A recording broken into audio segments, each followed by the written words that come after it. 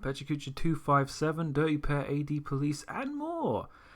So I'm continuing going through my kind of small manga collection, looking for stuff that can help me figure out what I want to do with the book I'm going to make starting in November. And I read 3 books that really do kind of counterbalance each other quite well. Tenchi in Love is a cash grab book based on the Tenchi Muyo film. Effectively, Tenchi Muyo it's referred to as a harem anime. The main character is male. He's surrounded by pretty girls who are in love with him, and he doesn't know because that's the joke. It's also a comedy, and it's very frivolous. And because it's a cash grab book, it literally introduces everyone at the start.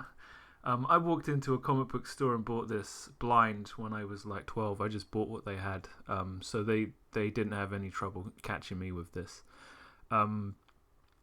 It's definitely a book where you will remember the characters, not the plot. I do very much feel that it is funny, but it's so frivolous the second I put it down. And I already read this when I bought it.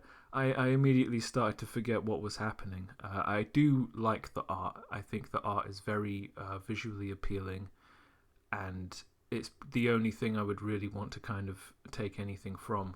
The movie that the book has in it is about some really powerful bad guy who goes back in time to kill Tenchi, the main character's mother, because of reasons. I don't care, you don't care, they don't care. It's fine. I don't regret owning the book, but it's got to be the weakest manga I own. AD Police is pretty much the opposite. It's a cyberpunk 1990s ultra-violent romp. It does contain violence and nudity, which I think are mostly omitting from the images I've selected. But it's definitely a heavy read, and the first double-page spread has more stuff, more value, more information going on than the entire Tenchi Muyo book in its entirety. It's got politics, it's got economics, it's explaining the dystopian future and how a mega corporation owns all of Tokyo and is threatening to use robotics to conquer the world. It's also the darkest manga I've ever seen, where it doesn't really use grayscale so much as outright black. Which is an excellent art direction tool for reinforcing this bleak dystopic future that this book is ultimately about. It's the AD Police are a bunch of basically SWAT that have to deal with out of control robots, and one of the out of control robots they meet, one of the AD Police questions them like, "What are you doing? Why are you causing all this trouble?" And then the robot's like, "What are you doing? Why are you causing all this trouble? I'm alive and I don't understand. Do you?" Which is very esoteric, and then he gets gunned down by a gunship, and hilarity ensues. Dirty Pair is a manga property licensed to Westerners, which is very much the middle ground between Tenchi Muyo and AD Police, in which 2 scantily clad women who are effectively super police who roam around the universe, getting into crazy adventures. Their official designation is the Lovely Angels, but they're notorious as the Dirty Pair for basically whenever they get involved, the body count skyrockets.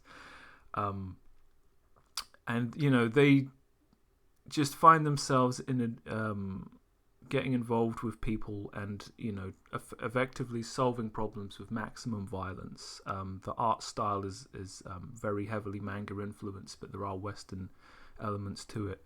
I like it a lot. I like the tone. I like the art style. Would you trigger people with this now? Probably. It's another example of one of these books that uses action lines in a way I'd like to approach. It's pretty much not that different from Iron Fist Chimney that I spoke about last week. More frivolous than AD Police, but and also funny like Tenchi Muyo. I don't know what's out there in terms of the franchise in general because it's a Western. I also spent this week trying to get a bit more comfortable with character designs for what I'm doing. So I was kind of just doing thumbnail sketches, trying to pad them out. Also, but they're like mood sketches.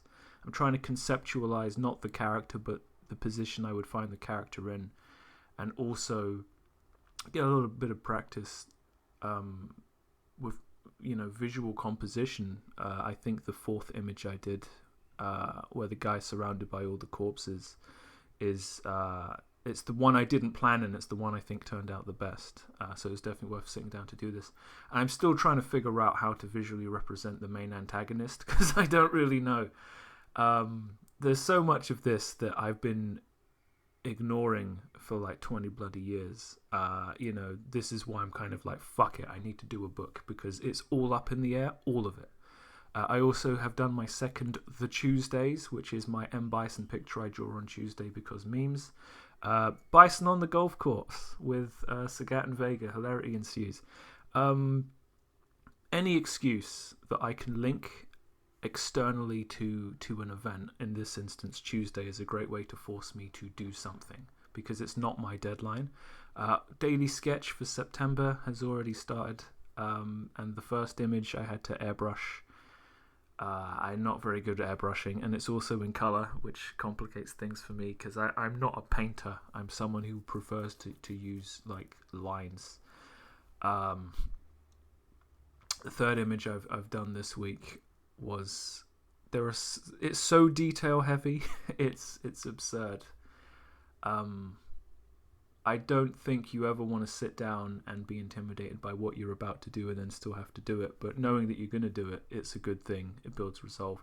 But I did the fourth picture immediately afterwards yesterday, and I was so kind of gassed off of the previous one, I forgot to even make this colour. I remembered as soon as I'd finished up, but I decided, fuck it, I'm not going to go back. I've exported it. Let's just leave it as it is, as a reminder to actually fucking pay attention. I'd like to blame the fact I was listening to Jim Cornette rant about AEW, but that's not it. Right, so I think I still have a few more manga somewhere in my collection to look at, and I will keep slowly puttering away with my conceptualizations for my manga.